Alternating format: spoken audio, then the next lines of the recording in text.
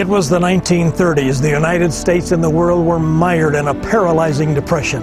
Failing banks, failing businesses, lost jobs, lost homes, and lost dreams. If that wasn't enough, there were the storm clouds of war gathering on the distant horizon.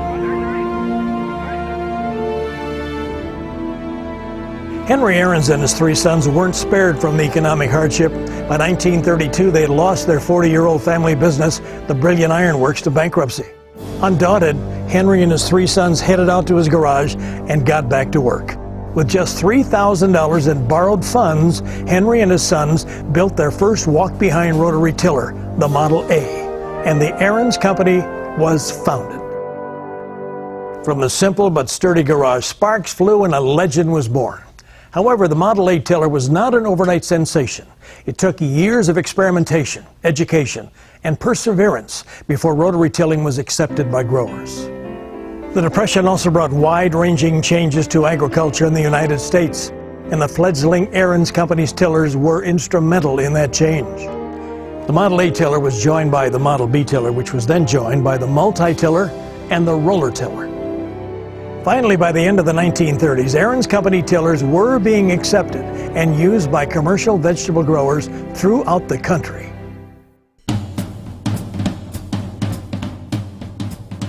Remember those gathering storm clouds of war? By 1941, those clouds had engulfed the world. Like many businesses during the war, Ariens changed gears and became actively involved in the war effort. In 1943, the Army needed Ariens to build 300 of these T9 para caissons for the invasion of Sicily, and they needed them fast. Enlisting area farmers, women, and even high school students, the company built and shipped the caissons on time. For that, the company was awarded the Army's coveted Ordnance Award in this ceremony. World War II ended and a new post-war America emerged. The company responded to the need of greater food production by introducing the right products at the right time. And that included the Ariens Tillevator, a machine that could cultivate 16 rows at a time.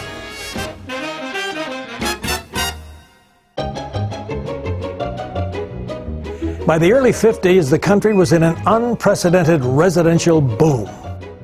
With many Americans in pursuit of the American dream, a house in the suburbs, a car in the garage, and a riding lawnmower in the yard, the Ariens Company responded again by introducing a line of residential products, most notably the Yardster, that included a snow throw attachment.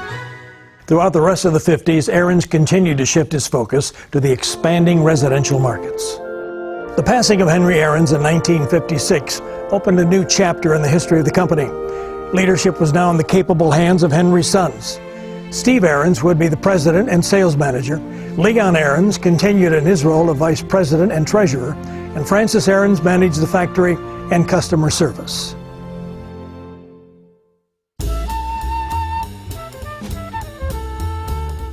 By the 60s, the Imperial riding mower would set the standard for residential mowing products and the direction of the company.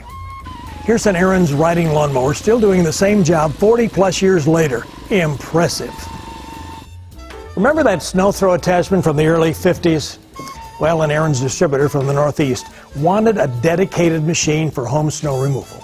And in 1960, the Ariens Company answered with one of the company's most successful products, the Ariens Snow Throw.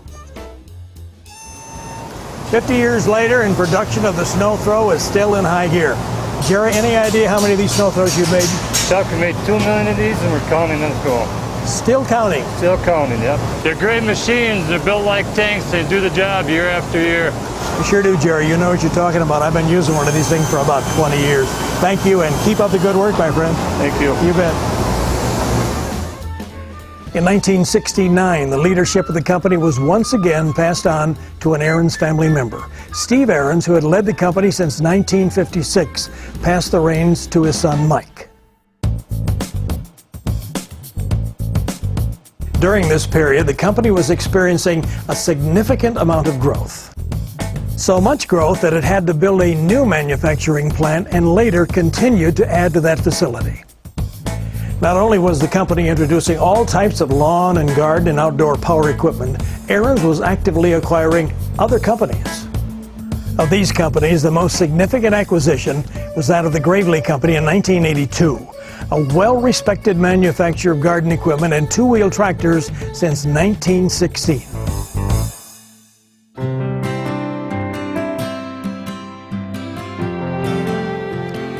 During the 1990s, the acquisitions continued.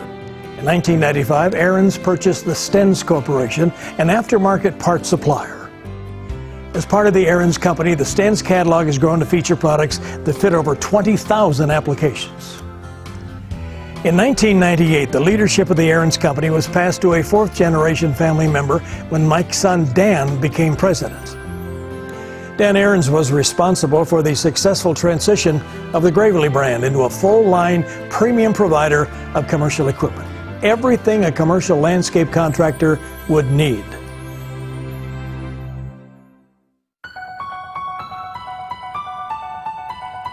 A new millennium brings new challenges and new opportunities for the company.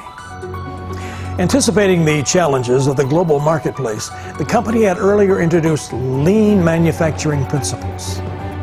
And the employees embraced the concept, improving efficiencies in all operations, thus ensuring, or at least giving them and the company, a fighting chance to face the foreign competition. In 1998, Dan Ariens selected 5 company core values, values that created and defined the Ariens culture. Be honest, be fair, keep our commitments, respect the individual, and encourage intellectual curiosity. These are the values that guided Gенri Aariens and his sons in the early days and will continue to define the Ariens culture in the future.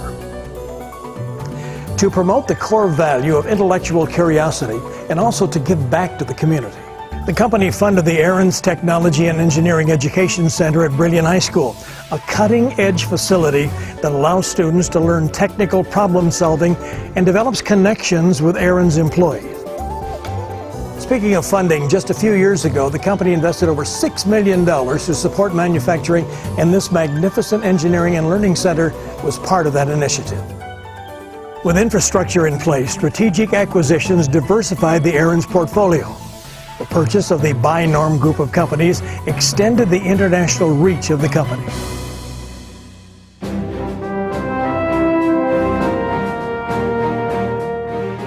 Over the course of Ariens company history, many products had come and gone as markets changed and cultural trends emerged. But Ariens employees continue to manufacture products with the same drive and durability that was evident back in Genri Aariens' garage. I'm Chuck Ramsey. Thanks for watching.